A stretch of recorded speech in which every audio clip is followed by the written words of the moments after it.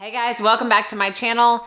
Another month has bitten the dust, and I feel like I just talked about how we were starting the year 2022 and we are already in the month of October.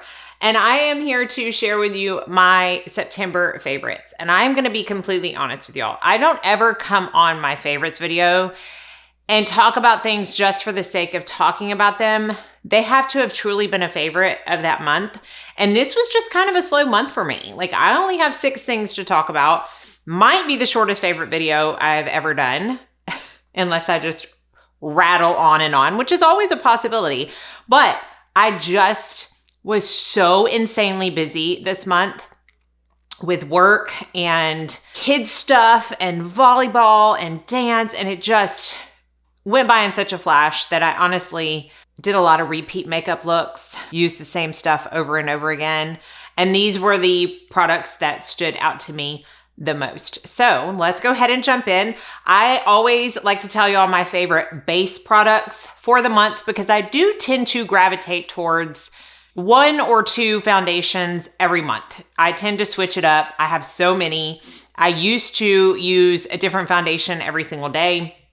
And lately I have just kind of been putting things on repeat, and then I try to switch it up every month. I have 2 that I use the most. These are not the only 2, but they are definitely the ones that were on repeat the most during the month of September. The first is Oxygenetics Oxygenating Foundation. I have talked about this a lot. It has shown up in my top 5 favorite foundations for a reason. I absolutely love this. I am more than halfway down with it. This is my second one of these that I have gone through. I am in the shade beige. I will say this only comes in 1/2 ounce sizes, which is not a lot. Typically, foundations will come in 1 ounce packaging, but to me, it is completely worth it. This is one of the, I don't want to say cleanest, but I feel like best, don't have to worry about anything in it that I don't want on my face foundations in my collection, tied with my Jane Iredale products, because both this and the Jane Iredale foundations can be used directly post-procedure. So directly after you get lasering done or anything procedure-wise that you need or feel like you want to cover up some redness, this can be applied safely in that instance. And it's just a beautiful medium to full coverage foundation without looking heavy on the skin. It gives a pretty natural finish. I can apply it with my fingers and not sacrifice coverage. It's just fabulous. And I always feel like I have the perfect amount of luminosity to my skin. It's not a radiant foundation, but it's definitely not flat matte. It's just the perfect natural finish, in my opinion.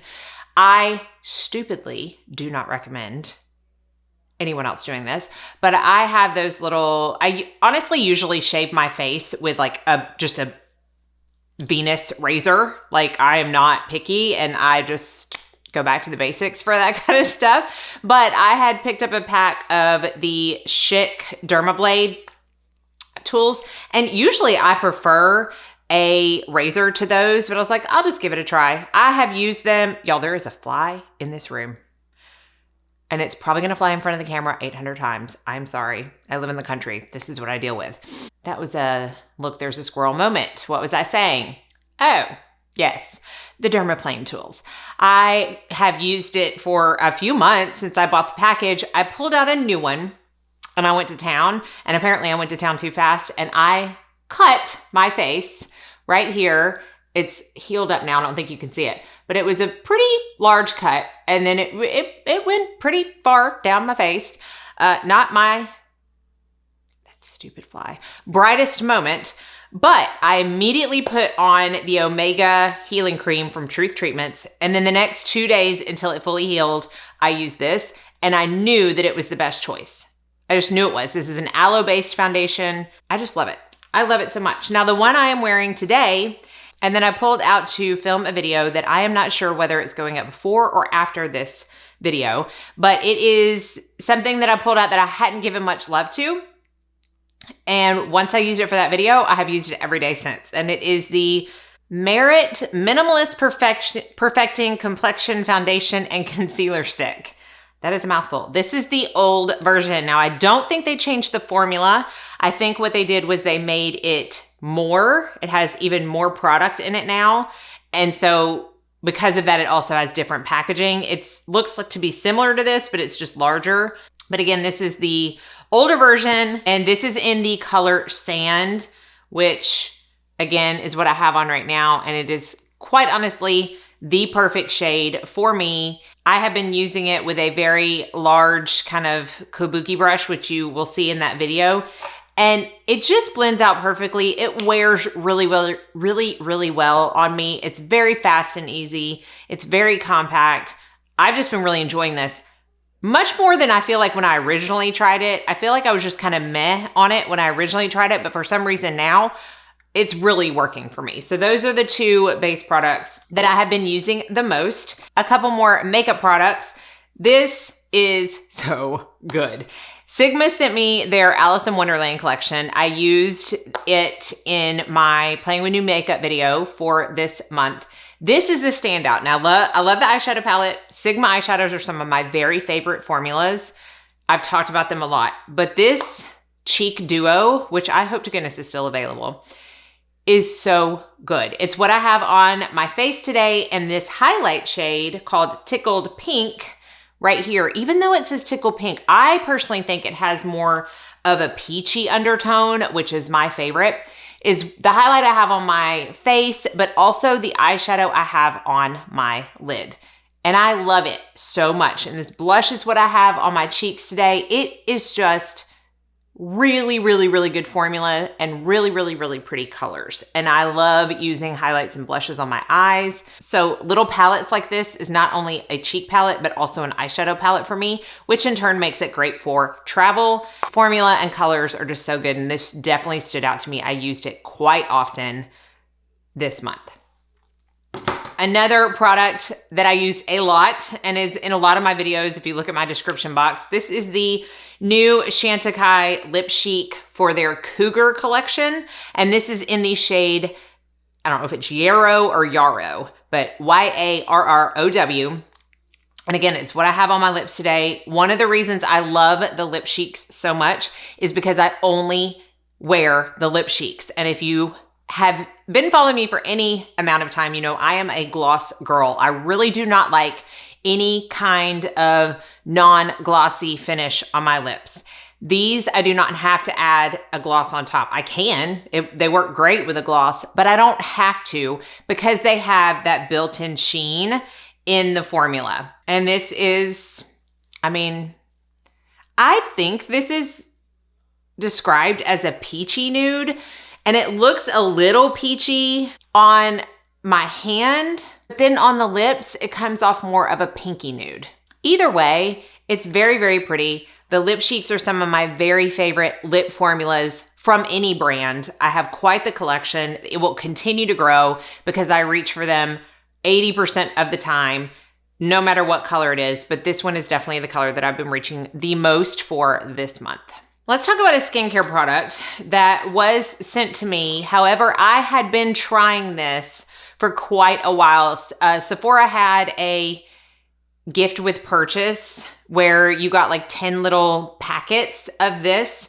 And then the brand reached out and asked if they could send it to me. And I said yes. And honestly, until it got here, I didn't put the two together that it was the same product. But this is the Ole Henriksen Strength Trainer Peptide Boost Moisturizer.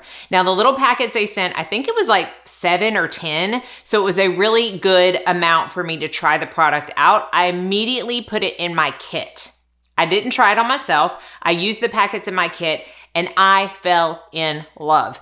I love this as a prep for makeup.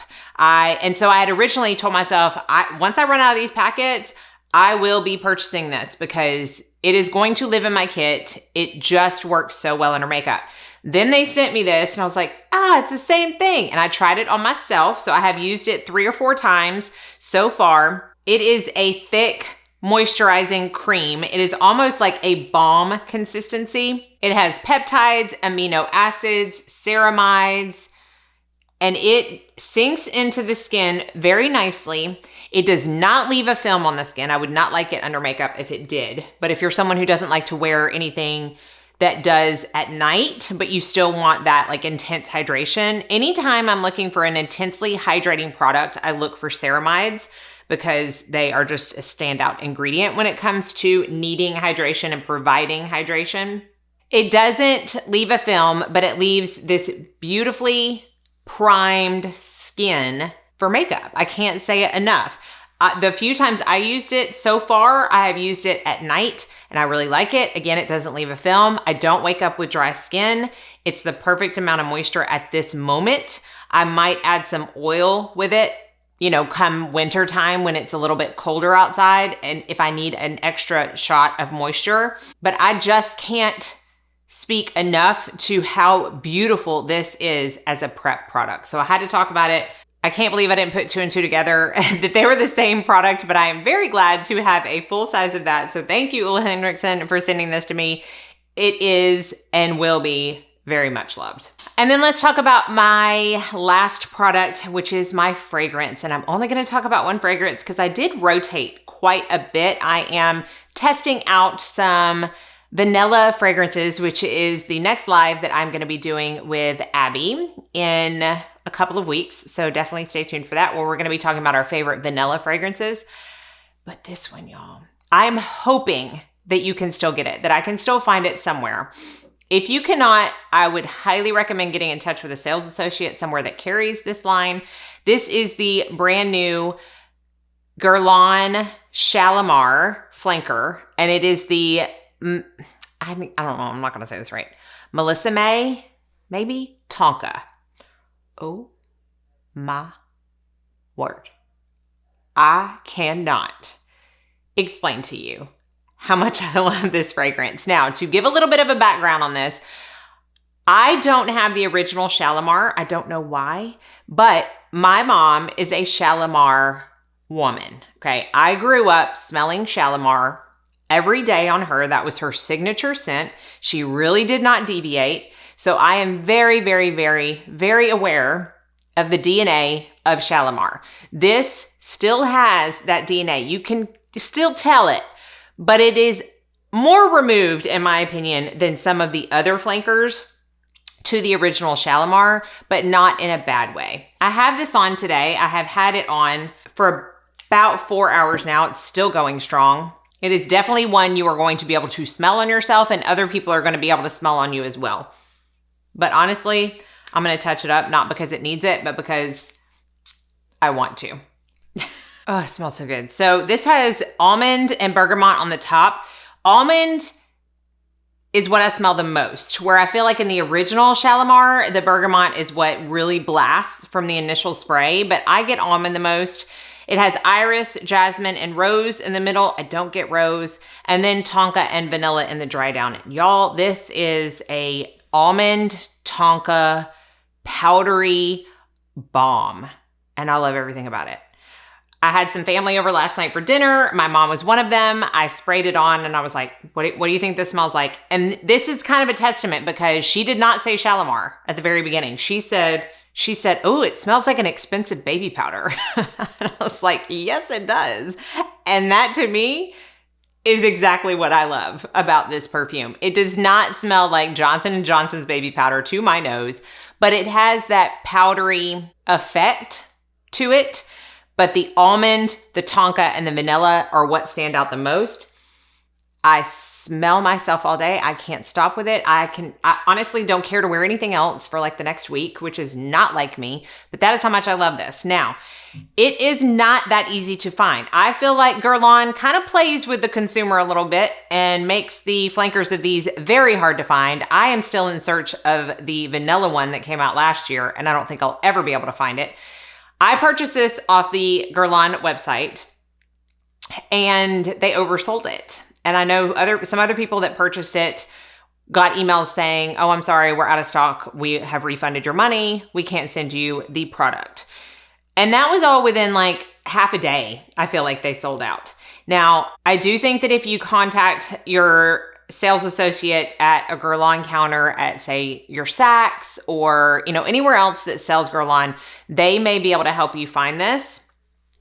But be on the lookout for hopefully restocks. Sometimes they don't restock.